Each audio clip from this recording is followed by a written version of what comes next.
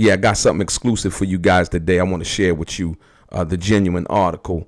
There was a lot of places that Tupac liked to eat when he got out of prison. Roscoe's Chicken and Waffle, a Pollo Loco. But there's a special item while he was in prison that a lot of people haven't seen. Like I say, I got that for you. Let's get into some of the straight game. Check it out. Yeah. Blackjack. Life is like a game of cards.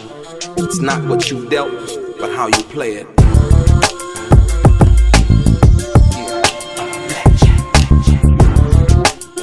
To play each situation correctly. I remember they used to laugh at a brother. Welcome back, guys. Welcome back. It's your boy DELRAY, Richardson, platinum artist, platinum songwriter, Straight Game TV. Thank you for tuning in. I appreciate your time.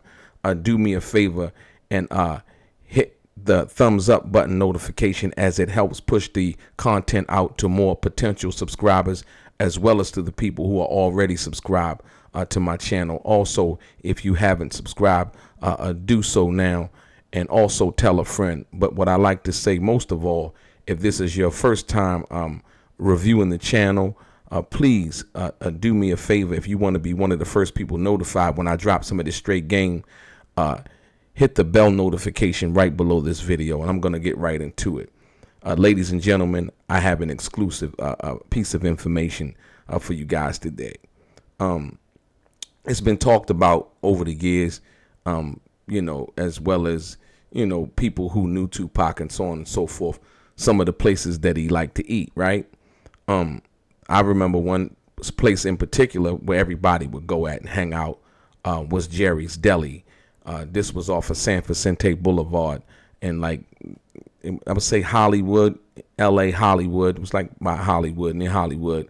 Another spot that everybody liked to eat, as well as Tupac, one of his spots that he liked to eat was Roscoe's Chicken and Waffle. And one of the other more famous spots that's known by most people is one of my favorite places to eat also. And they sell like grilled chicken, rice. They had these like barbecue black beans. The food was delicious. Is El Pollo Loco. And that was one of the first places that Tupac actually went when he came from prison, right? The first place he went to eat was El Pollo Loco. And I believe that was off of Centinela Boulevard, if I'm not mistaken. And so in LA. And so check this out. And that's not too far from the airport. So check this out. So what I have for you today is the crazy thing about that is when Tupac was actually in prison, right? When you talk about what food he liked to eat and so on and so forth, most people don't know this information right here, but Tupac was actually on a special diet when he was in prison. Yeah, you heard it right here. Tupac was on a special diet, and the diet it was a low fat bland diet, if you will. And so with that, the food that he would eat was basically tailored based on his health condition, and which was basically acid reflux, if you will. I guess he didn't really like the prison food. And so right here you see here's the actual document of the prison. He had to put in a request form basically for his a special request basically for the kind of diet that you want. And based on your religion, a lot of times based on your religion, they would you would have to fill out a form, like if you were Jewish and you wanted like kosher meals and you were in jail, you had to fill out a form for that. If you were Muslim, during the month of Ramadan, and certain situations from that perspective, you would have to fill out a form. Here's the form right here. And like I said, this is exclusive right here in Tupac's handwriting, the whole 9 yards. And so basically Tupac basically had acid reflux. I guess he didn't, the food wasn't, you know what I mean? wasn't good for him. You know what I mean? So check it out. They said the City of New York Department of Corrections Nutritional Service Division diet prescription request. Tupac actually wrote this out on it was January 17th, 1995. As you can see, he wrote his name, prison inmate number 7009 400110, male. At the time he wrote this, Pac was 21 years old. Institution, NIC Bing, and diagnosis RO peptic ulcer, some kind of diagnosis dealing with ulcer and stomach and acid and all of that. From that perspective, 5'11", current weight 152, and I guess sometimes and this is the thing, even though Tupac was locked up, he was on his health conscious. He was trying to be health conscious, like I said, because a lot of times the food that they feed you in prison is garbage, right? And so you can see right here, they would give you, how many calories, a person would like to eat or whatever, what they need an evening snack, based on the fact that they might be diabetic, your blood sugar levels. But as you move down here, right, you can see the diet that Tupac was on was actually a low-fat, bland diet, right? So I guess, not a lot of salt, pepper, or spices and things like that. And then you go down to the end of the thing, and it says complete diet prescription request and triplicate.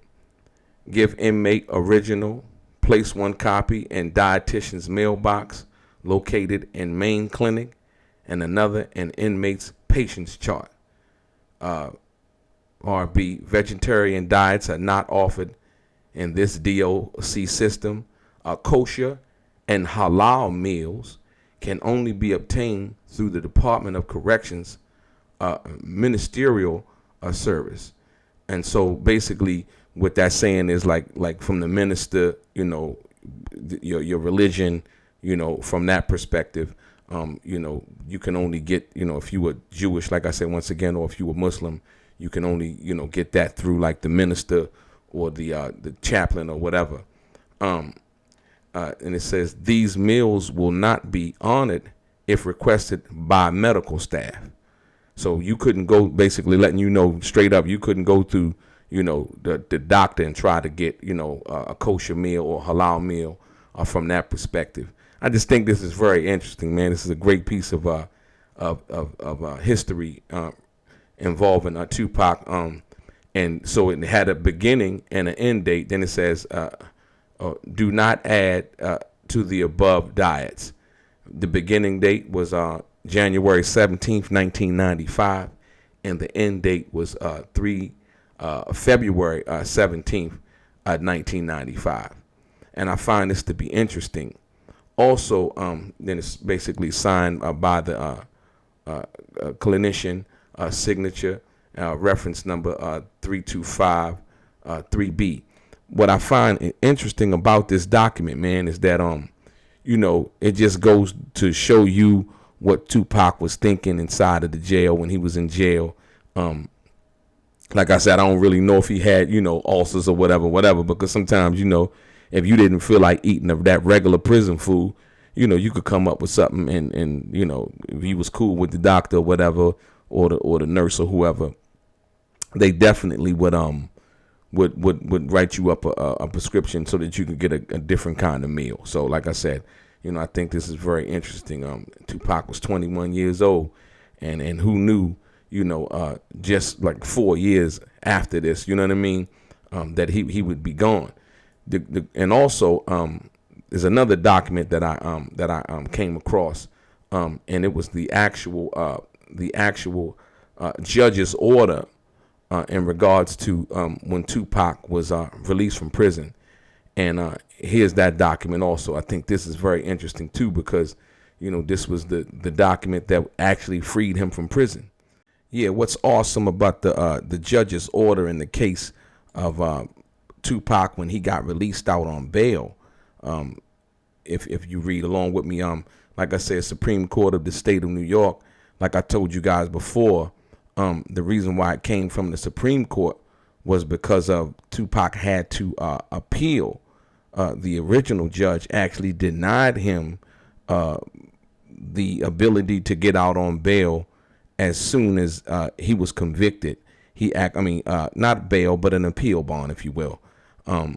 Still bail, but it's an appeal bond. But they requested that as soon as Tupac got sentenced, and the judge said no. The judge in that case said no. So he had to wait. That's why he couldn't actually get out of jail right away. Most people thought that Interscope and them didn't want to get him out of jail. It wasn't that they didn't want to get him out of jail. It was the fact that he had been denied an appeal. So that's why this order right here came from the Supreme Court of the state of New York.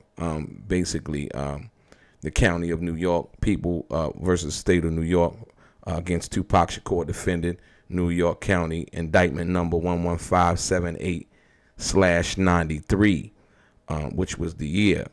The Honorable Ernest H. Rosenberger having issued an order dated October 10th, 1995, and then Tupac was actually released on the 12th, granting the defendant Tupac Shakur bail pending the determination of his appeal in the above referenced matter, the bail order, and bail having been posted with clerk of the Supreme Court. New York County, which sufficiently meets the terms of the bail order, it's hereby ordered that the defendant, Tupac Shakur, be released from the custody of New York State Corrections Department pending the determination of his appeal in the above referenced matter and pursuant to the terms of the bail order. Dated October 11th, 1995, and signed by the Honorable, should I say the clerk, Arlene R. Silverman. And what's interesting about this document is that, a lot of people had talked about the different stuff that they talk about. Like I say, the truth of the matter is Tupac was denied bail. That's why they didn't get him out sooner, if you will. And so he couldn't get out. So people were saying, oh, they didn't go get him out and they didn't do this. And then we know now that Interscope as well as Atlantic Records put up the money. Suge was the catalyst. You know what I mean? You definitely can't leave Suge out of the situation from that perspective. And this is the actual bail order that the judge put forward. And like I said, and when you deal with, if you notice in here, what she's saying is, she said, and bail having been posted with the clerk of the Supreme Court, basically, and it's saying that, New York County, which sufficiently meets the terms of the bail order, because once again, I told you guys that Tupac needed a cash bail. They weren't taking property. They felt like he was a high risk for whatever reason that was. But yeah, your boy DELRAY, straight gang.